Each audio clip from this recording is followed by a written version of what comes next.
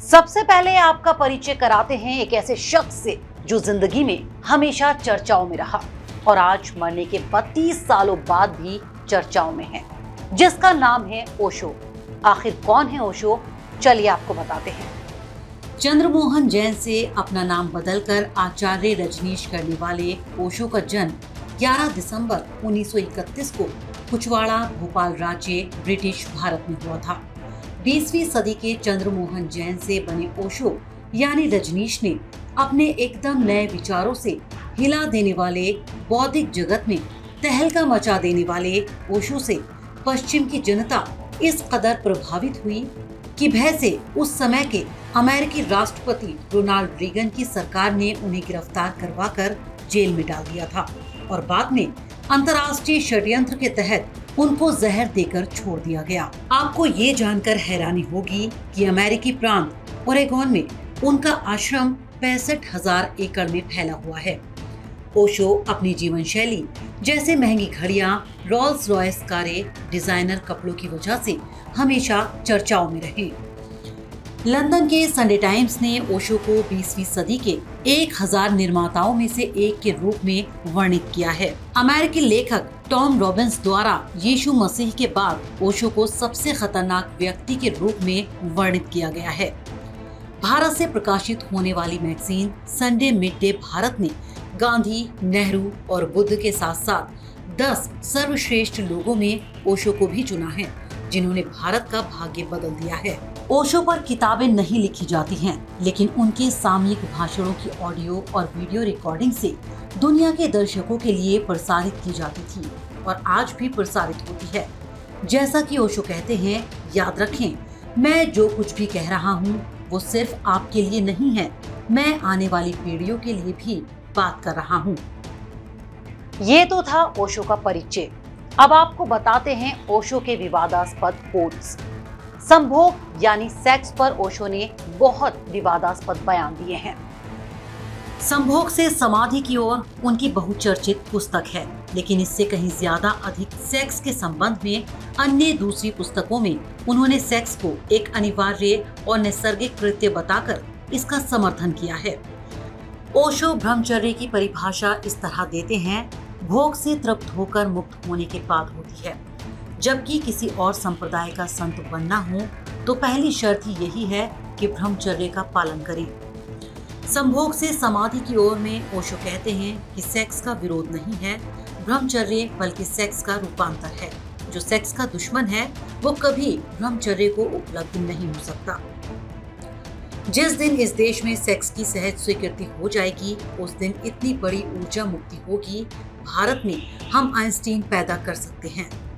पति अपनी पत्नी के पास ऐसे जाए जैसे कोई मंदिर के पास जाता है, पत्नी अपने पति के पास ऐसे जाए जैसे कोई परमात्मा के पास जाता है, क्योंकि जब दो प्रेमी संभोग करते हैं तो वास्तव में वो परमात्मा के मंदिर से ही गुजरते हैं। ओशो कहते हैं, पूंजीवाद शोषण की व्यवस्था नहीं है। पूंजीवाद एक व्यवस्था है श्रम को पूंजी में कन्वर्ट करने की, श्रम को पूंजी में रूपांतरित करने की व्यवस्था है। लेकिन जब आपका श्रम रूपांतरित होता है, जब आपको या मुझे 2 रुपए मेरे श्रम के मिल जाते हैं, तो मैं देखता हूँ जिसने मुझे 2 रुपए दिए उसके पास कार भी है और बंगला भी है। स्वभावतः तब मुझे ख्याल आता है कि मेरे पास कुछ भी नहीं, मेरा कुछ शोषण हो रहा है। परिवार की व्याख्या भी ओशो इस प्रकार करते हैं, परिवार की कोई जरूरत नहीं। ओशो का सबसे विवादित विचार है परिवार की परंपरा को समाप्त कर कम्यून की अवधारणा को स्थापित करना। ओशो की नजर में जब परिवार की जरूरत नहीं तो विवाह गौण हो जाता है। परिवार नियोजन की बात धीरे धीरे अनिवार्य हो जानी चाहिए, इसे किसी की स्वेच्छा पर नहीं छोड़ा जा सकता। सुप्रीम कोर्ट के पूर्व न्यायाधीश मार्केंडे काटजू कहते हैं, मैं रजनीश से कभी नहीं मिला, लेकिन उनके बारे में ये कहानी इलाहाबाद विश्वविद्यालय के अपने दर्शन शास्त्र के प्रोफेसर डॉक्टर एस रॉय से सुनी। उस समय रजनीश सागर विश्वविद्यालय में MA दर्शन शास्त्र पाठ्यक्रम में प्रवेश ले चुके थे। चूँकि वो गरीब थे, वो एक छात्रवृत्ति चाहते थे और डॉक्टर राय ने उन्हें छात्रवृत्ति दिलाने में मदद की। कुछ वर्षों बाद जब डॉक्टर रॉय इलाहाबाद विश्वविद्यालय में दर्शन शास्त्र के प्रोफेसर के रूप में शामिल हुए तो उन्हें एक दिन रजनीश द्वारा लिखित एक पुस्तक पार्सल मिली, जिस पर लिखा था, अपने पूज्य को आपके शिष्य रजनीश द्वारा लिखित ये ग्रंथ आपके चरणों में समर्पित। कुछ वर्षों बाद डॉक्टर रॉय को रजनीश द्वारा लिखित एक और पुस्तक मिली, जिस पर लिखा था, आचार्य रजनीश द्वारा सादर भेंट, यानी आचार्य यानी शिक्षक रजनीश से एक सम्मानजनक उपहार। और कुछ वर्षों बाद डॉक्टर रॉय को रजनीश द्वारा एक और पुस्तक मिली, लेकिन इस बार उस पर ये शब्द अंकित थे, भगवान रजनीश का आशीर्वाद के साथ, यानी रजनीश भगवान के आशीर्वाद से। डॉक्टर रॉय ने मुझे व्यंग्यात्मक टिप्पणी की, मेरे छात्र से वो मेरा भगवान बन गया है, हरिओम। ओशो कहते हैं कि आपने घर परिवार छोड़ दिया, भव्य वस्त्र पहन लिए, चल पड़े जंगल की तरफ। वो संन्यास तो त्याग का दूसरा नाम है। वो जीवन से भगोड़ापन है, पलायन है और एक अर्थ में आसान भी है। शायद जरूरी नहीं, लेकिन कभी अवश्य आसान था। वो संन्यास इसलिए भी आसान था कि आप संसार से भाग खड़े हुए तो संसार की सब समस्याओं से मुक्त हो गए, क्योंकि समस्याओं से कौन मुक्त नहीं होना चाहता। लेकिन जो लोग संसार से भागने अथवा संसार को त्यागने की हिम्मत ना जुटा सके, मोह में बंधे रहें, उन्हें त्याग का ये कृत्य बहुत महान लगने लगा। ओशो कहते हैं कि दरिद्र को नारायण कहने से ही इस देश में दरिद्रता फैल गई है। यदि आप दरिद्रता और गरीबी को सम्मान देंगे तो आप कभी भी उससे मुक्त नहीं हो सकते। मेरा संन्यास ऐसा होना चाहिए कि वो पहले धन पर ध्यान दे और फिर ध्यान की चिंता करे। ओशो पर आरोप है कि वो सिर्फ अमीरों के गुरु हैं। उन्होंने पूंजीवाद को बढ़ावा दिया। उनके पास लगभग 93 रोल्स रॉयस कारें थी। वो कभी गरीबों और गरीबी का पक्ष नहीं लेते थे। ओशो कहते हैं कि दुखवादी नहीं, सुखवादी बनो। सुखी रहने के सूत्र ढूंढो तो समृद्धि खुद ही आने लगेगी। परिवार के बारे में ओशो कहते हैं कि हर परिवार में कलह है, जिसको हम गृहस्थी कहते हैं। वो संघर्ष, कलह, द्वेष, ईर्ष्या जो 24 घंटे उपद्रव का अड्डा बनी हुई है, लेकिन ना मालूम हम कैसे अंधे हैं कि देखने की कोशिश भी नहीं करते। बाहर जब हम निकलते हैं तो मुस्कुराते हुए निकलते हैं। घर के सब आंसू पोंछकर बाहर जाते हैं। पत्नी भी हंसती हुई मालूम पड़ती है, पति भी हंसता हुआ मालूम पड़ता है। ये चेहरे झूठे हैं। घर के भीतर के चेहरे बहुत आंसुओं से भरे हुए हैं। धर्मों की कोई जरूरत नहीं। ओशो कहते हैं कि सदियों से आदमी के विश्वास, सिद्धांत, मत बेचे गए हैं, जो कि एकदम मिथ्या है, झूठे हैं, जो केवल तुम्हारी महत्वाकांक्षाओं, तुम्हारे आलस्य का प्रमाण है। तुम करना कुछ चाहते नहीं और पहुंचना स्वर्ग चाहते हो। आइए अब आपको बताते हैं ओशो के अनमोल कोट्स। विवाह पर ओशो कहते हैं, संसार के सारे परिवार को विवाह ने केंद्र पर खड़ा कर दिया है, प्रेम के केंद्र पर नहीं। हमने ये मान रखा है कि विवाह कर देने से दो व्यक्ति प्रेम की दुनिया में उतर जाएंगे। ये अद्भुत झूठी बात है और 5000 वर्षों में भी हमको इसका ख्याल नहीं आ सका है। हम अद्भुत अंधे हैं। दो व्यक्तियों के हाथ बांध देने से प्रेम के पैदा हो जाने की कोई जरूरत नहीं है, कोई अनिवार्यता नहीं है, बल्कि सच्चाई ये है कि जो लोग बंधा हुआ अनुभव करते हैं वो आपस में प्रेम कभी नहीं कर सकते।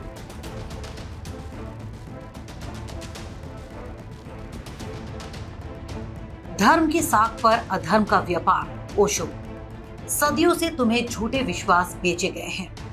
ओशो, परंतु कोई पंडित, पुरोहित या तथाकथित धर्म नहीं चाहते कि तुम स्वयं तक पहुंचो, क्योंकि जैसे ही तुम स्वयं की खोज पर निकलते हो, तुम सभी तथाकथित धर्मों, हिंदू, मुस्लिम, सिख, ईसाई के बंधनों से बाहर आ जाते हो। उस सभी के बाहर आ जाते हो जो मूर्खतापूर्ण और निरर्थक है, क्योंकि तुमने स्वयं का सत्य पा लिया होता है।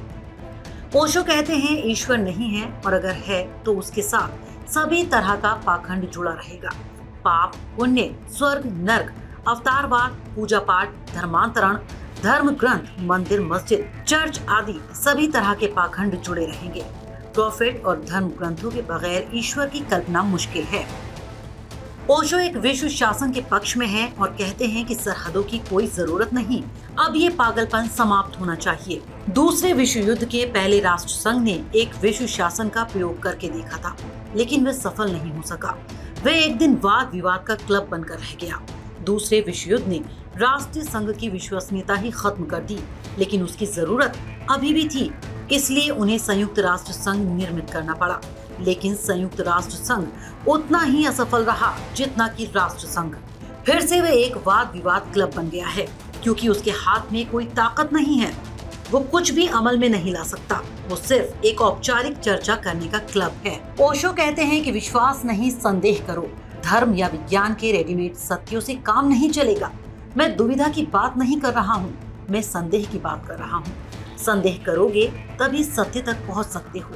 श्रद्धा और विश्वास बांधते हैं, संदेह मुक्त करता है।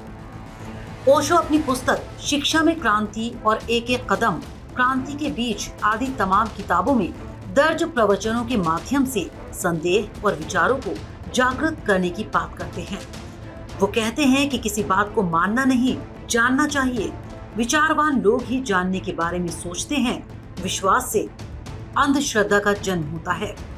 ओशो आगे कहते हैं, मानने के धोखे में मत पड़ना, जानने की यात्रा करो। जानो तो निश्चित देव ही है, पत्थर तो है ही नहीं। मूर्तियों में ही नहीं, पहाड़ों में भी जो पत्थर है वहाँ भी देवता ही छिपा है।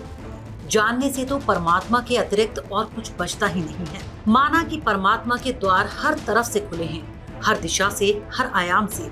कण कण में वही है, तिनका तिनका में वही है, पल पल में वही है। जानने से शुरू करो, विश्वास से शुरू मत करना। समझ के साथ शुरू करो। विश्वास तो आत्मघात है। अगर मान ही लिया तो खोजोगे कैसे, और तुम्हारे मानने में सत्य कैसे हो सकता है। एक क्षण पहले तक तुम्हें पत्थर दिखाई पड़ता था और अब तुमने मान लिया और देवता देखने लगे। ये देखने लगे चेष्टा करके, लेकिन भीतर किसी गहराई में तो तुम अब भी जानोगे ना कि पत्थर है। उस भीतर की गहराई को कैसे बदलोगे। संदेह तो कहीं ना कहीं छिपा ही रहेगा, बना ही रहेगा। इतना ही होगा कि ऊपर ऊपर विश्वास हो जाएगा, संदेह गहरे में सरक जाएगा। संदेह ऊपर ऊपर रहता है, इतना हानिकारक नहीं था। ये संदेह और भीतर चला गया और प्राणों के रग रेशे में समा गया। ये तो तुम्हारा अंतःकरण बन गया। यही तो हुआ है। दुनिया में इतने लोग हैं, करोड़ों करोड़ों लोग मंदिर, मस्जिद, गुरुद्वारा और चर्च जाते हैं और इनके भीतर गहरा संदेह भरा है। ईसाई और हिंदू और मुसलमान सब ऊपर ऊपर हैं और भीतर संदेह की आग जल रही है। ओशो महात्मा गांधी के कट्टर आलोचक थे। आखिर क्यों? चलिए आपको बताते हैं। ओशो के अनुसार महात्मा गांधी इस सदी के सबसे हिंसक लोगों में से एक थे। अपनी निजी जिंदगी में वो हिंसक थे। वो अपने परिवार के साथ हिंसक थे। वो अपने शिष्यों के साथ हिंसक थे। वो हर तरह से पूरे देश के लिए हिंसक थे। निश्चित रूप से वो विभाजन का कारण है, क्योंकि जिन्ना एक बहुत बुद्धिमान व्यक्ति थे और वो किसी भी बुद्धिमान व्यक्ति से सहमत होते। वो किसी भी तरह से कट्टरपंथी मुसलमान नहीं थे। गांधी ने उन्हें कट्टरपंथी मुसलमान बनने के लिए प्रेरित किया, क्योंकि गांधी एक कट्टरपंथी हिंदू थे। ये गांधी का महात्मापन था जिसने जिन्ना के दिमाग में ये विचार पैदा किया कि अगर भारत एक रहता है तो हिंदू हमेशा के लिए शासन करने जा रहे हैं और ये आदमी गांधी धर्म का शोषण कर रहा है और वो केवल एक राजनेता है। उन्होंने पूरी तकनीक सीखी। गांधी ने अपनी राजनीति के लिए धर्म का शोषण करना शुरू कर दिया। विभाजन गांधी की वजह से हुआ। विभाजन के बाद गांधी के कारण लगभग 10 लाख लोग मारे गए थे। ये वो दमित हिंसा थी जिसे गांधी 30 वर्षों से लगातार दबा रहे थे। जो विस्फोट हुआ क्योंकि एक बार ब्रिटिश सरकार चली गई तो नियंत्रण करने वाला कोई नहीं था। आखिर क्या है ओशो का रहस्यमय अंत? आइए इस पर डालते हैं एक नजर। ओशो की मौत पर हु किल्ड ओशो टाइटल से किताब लिखने वाले अभय वैद्य कहते हैं, 19 जनवरी 1990 को ओशो आश्रम से डॉक्टर गोकुल गोकाणी को फोन आया। उनको कहा गया कि आप अपना लेटर हेड और इमरजेंसी किट लेकर आएं। डॉक्टर गोकुल गोकाणी ने अपने हलफनामे में लिखा है, वहां मैं करीब 2 बजे पहुंचा। उनके शिष्यों ने बताया कि ओशो देह त्याग कर रहे हैं, आप उन्हें बचा लीजिए, लेकिन मुझे उनके पास जाने नहीं दिया गया। कई घंटों तक आश्रम में टहलते रहने के बाद मुझे उनकी मौत की जानकारी दी गई और कहा गया कि डेथ सर्टिफिकेट जारी कर दें। डॉक्टर गोकुल ओशो की मौत की टाइमिंग को लेकर भी सवाल खड़े करते हैं। डॉक्टर ने अपने हलफनामे में ये भी दावा किया कि ओशो के शिष्यों ने उन्हें मौत की वजह दिल का दौरा लिखने के लिए दबाव डाला। ये भी एक अलग रिवाज है कि ओशो के आश्रम में किसी सन्यासी की मृत्यु को उत्सव की तरह मनाने का रिवाज था, लेकिन जब खुद ओशो की मौत हुई तो इसकी घोषणा के 1 घंटे के भीतर ही उनका अंतिम संस्कार कर दिया गया और उनके निर्वाण का उत्सव भी संक्षिप्त रखा गया था। ओशो की मां भी उनके आश्रम में रहती थी। ओशो की सचिव रही नीलम ने बाद में एक इंटरव्यू में उनकी मौत से जुड़े रहस्यों पर कहा था कि ओशो के निधन की सूचना उनकी मां को भी देर से दी गई थी। नीलम ने इस इंटरव्यू में ये दावा किया था कि ओशो की मां लंबे समय तक ये कहती रही कि बेटा उन्होंने तुम्हें मार डाला। वो आखिर कौन था, आज भी एक रहस्य है। ओशो का डेथ सर्टिफिकेट जारी करने वाले डॉक्टर गोकुल गोकाणी लंबे समय तक उनकी मौत के कारणों पर खामोश रहे, लेकिन बाद में उन्होंने अपनी चुप्पी तोड़ते हुए कहा कि मृत्यु प्रमाण पत्र पर उनसे गलत जानकारी देकर दस्तखत लिए गए। अब डॉक्टर गोकुल गोकाणी ने योगेश ठक्कर के केस में अपनी तरफ से शपथ पत्र दाखिल किया है। उनका कहना है कि ओशो की मौत के सालों बाद भी कई सवालों के जवाब नहीं मिल रहे थे और मौत के कारणों को लेकर रहस्य अभी भी बरकरार है। पुणे स्थित उनकी समाधि पर लिखी इस बात से ओशो की अहमियत का अंदाजा लगाया जा सकता है। न कभी जन्मे न कभी मरे वो धरती पर 11 दिसंबर 1931 से 19 जनवरी 1990 के बीच आए थे। अब आप बताएं, आप ओशो को क्या कहेंगे? धर्मगुरु, संत, आचार्य, अवतारी, भगवान, मसीहा, प्रवचनकार, धर्म विरोधी या फिर सेक्स गुरु? फिलहाल इस प्रोग्राम में मेरे साथ इतना ही। मुझे दीजिए इजाजत। नमस्कार।